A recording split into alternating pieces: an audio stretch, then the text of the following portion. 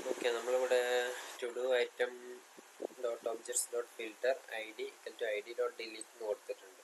Okay, ഇവിടെ വന്ന issue എന്താണെന്ന് വെച്ചാൽ നമ്മളിവിടെ എടുത്തിട്ടുള്ളത് request dot data dot get I D എന്ന് പറഞ്ഞിട്ടാണ് എടുക്കുന്നത്. അത് ആക്ച്വലി നമ്മൾ എടുക്കുന്ന ഐ ഡി എന്ന് പറയുന്നത് ഈ 1 ആയിരുന്നില്ല. ഓക്കെ, ഈ 4 ആയിരുന്നു എടുത്തിട്ടുണ്ടായിരുന്നത്.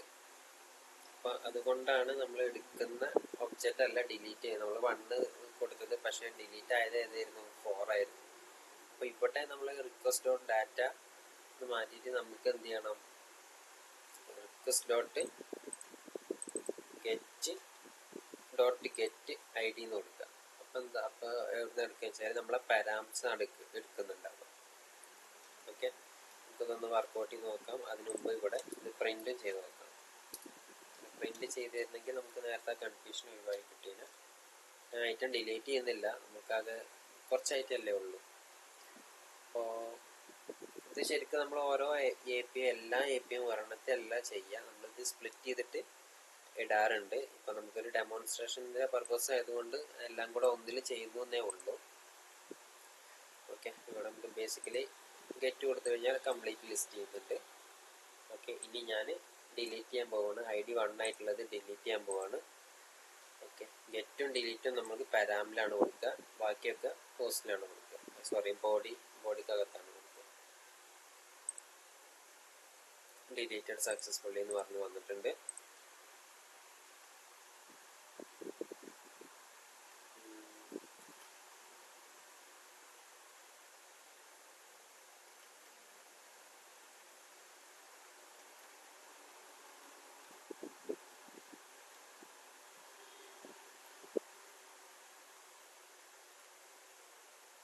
ഓക്കെ, നമ്മളിവിടെ ഡിലീറ്റ് ചെയ്യാനുള്ള കോറി കമൻറ്റ് ചെയ്ത് വെച്ചിട്ടുണ്ടല്ലോ, അൺകമൻറ്റ് ചെയ്തിട്ടുണ്ട്. ഒന്നും കൂടെ ഡിലീറ്റ് ചെയ്യട്ടെ. Deleted successfully. ഇനി ഗെറ്റ് അടിച്ച് നോക്കാം. ഓക്കെ, നമ്മുടെ ഒബ്ജക്റ്റ് എന്തായിട്ടുണ്ട്? ഡിലീറ്റ് ആയി പോയിട്ടുണ്ട്. സെയിം വേ ഇനി നമുക്ക് മൂന്നാമത്തെ ഒബ്ജക്റ്റ് റിമൂവ് ചെയ്യണമെങ്കിൽ 3 എന്ന് കൊടുക്കുക. എന്നിട്ട് എന്ത് ചെയ്യുക? ഡിലീറ്റ് കൊടുക്കുക. അപ്പം ഐറ്റം ഡിലീറ്റ് ആയിട്ടുണ്ട്. ഇനി ഗെറ്റ് കൊടുത്ത് നോക്കാം. അപ്പോൾ എന്ത് സംഭവിച്ചു? നമ്മുടെ data completely curd operations complete നടന്നിട്ടുണ്ട്. ഓക്കെ, ഇനി നമുക്ക് ആഡ് ചെയ്യണമെന്നുണ്ടെങ്കിൽ കുറച്ച് ഡാറ്റ ആഡ് ചെയ്യുന്നുണ്ടെങ്കിൽ 01 ഐ ഡി കൊടുത്തു കഴിഞ്ഞാൽ എഡിറ്റ് ആണ് നടക്കുക. അപ്പോൾ ഞാൻ ഐ ഡി കൊടുക്കുന്നില്ല, പോസ്റ്റ് കൊടുക്കാം.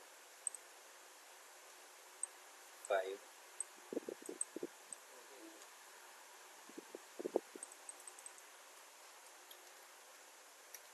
Project development.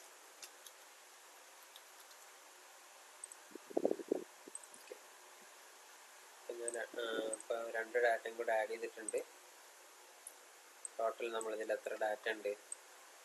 3 ഡാറ്റ ഉണ്ട്.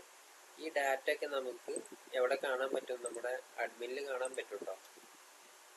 എന്താ, നമുക്ക് ഇവിടുന്ന് നമുക്ക് വേണമെങ്കിൽ 1 by 1 ആയിട്ട് ഇവിടുന്ന് അപ്ഡേറ്റ് ചെയ്യാനും പറ്റും. അതാണ് ജാങ്കോൻ്റെ ഒരു ബ്യൂട്ടി എന്ന് പറയുന്നത്. നമ്മുടെ കംപ്ലീറ്റ് ഡാറ്റ നമുക്ക് അഡ്മിൻ പാനൽ വെച്ചിട്ട് തന്നെ ഹാൻഡിൽ ചെയ്യാൻ പറ്റും.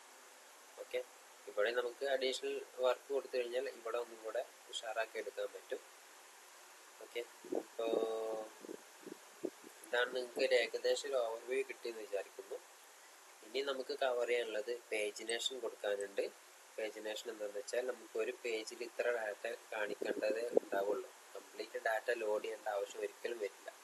നമ്മളൊരു 10-12 ബൈ ഡിഫോൾട്ട് സെറ്റ് ചെയ്തിട്ട് അത്രയും data at A time show ചെയ്യുള്ളൂ. പിന്നെ നമ്മൾ നെക്സ്റ്റും പ്രീവിയസും ബട്ടണൊക്കെ വെച്ചിട്ട് അടുത്ത ഡാറ്റയിലേക്ക് മൂവ് ചെയ്യാനും അടുത്ത സെക്ഷൻ ഒരു സെറ്റ് ഓഫ് ഡാറ്റയിലേക്ക് മൂവ് ചെയ്യാനും അതുകൊണ്ട് ആ രീതിയിലൊക്കെ നമ്മൾ സെറ്റ് ചെയ്യും.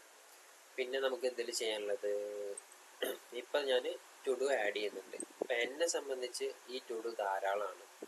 ഓക്കെ, അപ്പോൾ വേറൊരു വ്യക്തി ഇതിൽ വന്നിട്ട് ആ വ്യക്തിക്ക് ഈ ടു ഡു ലിസ്റ്റ് കാണിക്കേണ്ട ആവശ്യമില്ല. അപ്പോൾ യൂസർ സ്പെസിഫിക് ആയിട്ട് ടു ഡു ലിസ്റ്റ് കാണിക്കുക, അങ്ങനെ കുറച്ച് കാര്യങ്ങൾ ചെയ്യാനുണ്ട്.